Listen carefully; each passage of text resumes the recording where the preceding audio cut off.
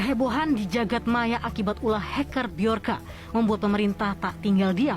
Usai mengaku sebagai dalang di balik tersebarnya 1,3 miliar data registrasi SIM card dan meretas sejumlah dokumen surat menyurat Presiden Jokowi, terbaru hacker Bjorka juga menyerang di media sosial sejumlah pejabat publik, yakni Menkominfo Johnny G. Plate, Menteri BUMN Erick Thohir, serta Ketua DPR RI Puan Maharani. Hacker BRK telah menjadi perbincangan di Indonesia karena serangkaian aksi kebocoran data yang dilakukannya. Berikut adalah beberapa informasi terkait kasus-kasus BRK. BRK kembali menjadi aktor di balik bocornya 1,3 miliar data registrasi SIM card yang disebut milik Kementerian Komunikasi dan Informatika atau Kominfo. Data tersebut berisi NIK, nomor ponsel, provider, telekomunikasi, dan tanggal registrasi. Identitas BRK dikabarkan telah terkuat. Akun Instagram @spot anonim menyebutkan bahwa BRK adalah pemuda asal desa Klayan, Kecamatan Gunung Jati, Kabupaten Cirebon, yang bernama M. Said Fikriansyah, berumur 17 tahun. Namun, BRK membantah tuduhan tersebut dan menyatakan bahwa dia bukanlah hacker yang saat ini ramai diperbincangkan. Pemerintah Indonesia mengaku telah mengantongi identitas hacker BRK melalui alat khusus. Meskipun identitasnya sudah teridentifikasi dengan baik oleh BIN dan Polri, pemerintah belum dapat mengungkapkannya ke publik. BRK telah meretas berbagai jenis data rahasia, termasuk data penduduk, pengguna SIM card, dan surat rahasia dari Badan Intelijen Negara atau BIN. Kasus-kasus ini menjadi sorotan dan menimbulkan kekhawatiran terkait keamanan data di Indonesia. Motif aksinya dijelaskan lewat akun Twitternya. Bjorka dibongkar motif menyerang pemerintah karena orang terdekatnya menjadi korban kebijakan Orde Baru pasca 1965. Mengutip akun Twitternya, dia mengatakan aksi peretasan yang dilakukan adalah sebagai bentuk demonstrasi di era yang baru. Pemimpin tertinggi dalam teknologi harusnya ditugaskan kepada seseorang yang mengerti, bukan politis, dan bukan seseorang dari angkatan bersenjata, karena mereka hanyalah orang bodoh, tulisnya. Lebih lanjut, dia bercerita tentang betapa mudahnya bagi dirinya untuk menjobol sistem keamanan yang dikelola pemerintah Indonesia. Bjorka menyebutkan aksi peretasan ini dilakukan sebagai bentuk dedikasi untuk kawannya yang berkebangsaan di Indonesia di Warsawa, Polandia.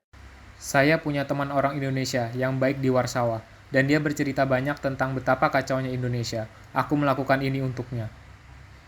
Dia menambahkan temannya tersebut adalah kakek tua yang sangat cerdas dan mengurus dirinya sejak dia lahir. Ya, jangan repot-repot melacak dia dari Kementerian Luar Negeri, karena Anda tidak akan menemukan apapun. Dia tidak lagi diakui sebagai WNI karena kebijakan tahun 1965. Dia menambahkan temannya tersebut adalah kakek tua yang sangat cerdas dan mengurus dirinya sejak dia lahir. Tahun lalu dia meninggal. Orang tua ini telah merawat saya sejak saya lahir, dan ingin pulang ke Indonesia untuk memberikan sumbangsi terhadap dunia teknologi. Walau dia tahu betapa sedihnya untuk dapat menjadi seorang seperti B.J. Habibie. Sayangnya hal tersebut tidak terwujud hingga akhir hayatnya tahun lalu. Tampaknya rumit untuk melanjutkan mimpinya dengan cara yang benar. Jadi, saya lebih suka melakukannya dengan cara ini. Kita memiliki tujuan yang sama, agar negara tempat ia dilahirkan bisa berubah menjadi lebih baik. Senang bertemu kalian, cuitnya. Kasus kebocoran data Bjorka telah memiliki dampak yang signifikan pada masyarakat Indonesia. Berikut adalah beberapa dampak yang telah terjadi oleh Bjorka. Jabat publik, jajaran menteri tidak lolos dari ulah penyebaran data atau doxing oleh Bjorka. Data jajaran menteri yang disebarkan ke grup Telegram itu meliputi nama lengkap, nomor KTP, nomor KK, nama orang tua, alamat rumah, tempat dan tanggal lahir, status agama serta riwayat pendidikan dan sebagainya. Jajaran menteri yang menjadi sasaran doxing oleh Bjorka diantaranya adalah Menteri Komunikasi dan Informatika Johnny G. Plate, Ketua Dewan Perwakilan Rakyat Puan Maharani, Direktur Jenderal Aplikasi Informatika Kominfo Samuel Abriani Pangarpan, dan Menteri Koordinator Bidang Kemaritiman dan Investasi Indonesia Luhut Binsar Panjaitan, Menteri Badan Usaha Milik Negara Erick Thohir. Oke, yang kedua itu kebocoran data KPU. Jauh sebelum doxing penyebaran data yang dilakukannya Bjorka menyebabkan data warga Indonesia yang diklaim berasal dari Komisi Pemilihan Umum pada tanggal 6 bulan 9 tahun 2022. Walaupun data yang tersebar meliputi nama lengkap warga, nomor KTP, nomor KK, alamat, nomor TPS, tempat dan tanggal lahir warga, usia, jenis kelamin, hingga status penyandang disabilitas. Terus yang ketiga itu ada kebocoran data kartu SIM. Berikutnya aksi Bjorka yang tidak kalah mengembarkan publik adalah kebocoran data kartu SIM. Pasalnya, Kominfo sempat menganjurkan masyarakat untuk memasukkan data diri mereka ketika hendak mengaktifkan SIM. Hal itu membuat masyarakat kecewa karena pemerintah justru tidak bisa menjaga keamanan data tersebut atau data yang disebar meliputi nomor KTP, nama operator seluler, nomor telepon, dan tanggal registrasi. Namun semua instansi terkait tidak membenarkan informasi data yang diungkap. Bujurka mulai dari BIN, KPU, hingga Kominfo mengatakan bahwa data yang berada di tangan mereka aman dan tidak mengalami kebocoran. Menghindari kasus serangan cyber yang seperti yang dilakukan oleh Bjorka, ada beberapa langkah penting yang bisa kita lakukan, baik bisa dilakukan oleh individu maupun organisasi. Nah, yang pertama adalah pendidikan dan kesadaran keamanan cyber.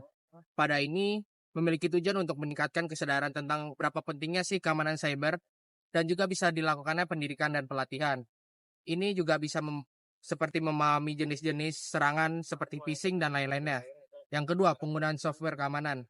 Nah, ini dilakukan untuk memastikan berapa pentingnya atau seberapa amannya software yang kita miliki dan apakah sudah terupdate dengan keamanan antivirus yang sekarang. Yang selanjutnya adalah sandi yang kuat. Pada hal ini kita bisa menggunakan sandi yang kuat untuk mencegah kebocoran data atau dihacknya data kita. Yang keempat adalah verifikasi 2 langkah. Pada hal ini kita bisa melakukannya jika ada yang ingin menghack akun kita atau ingin membocorkan informasi kita, dia harus meminta persetujuan kita terlebih dahulu sehingga kita bisa membatalkannya atau menghindarinya.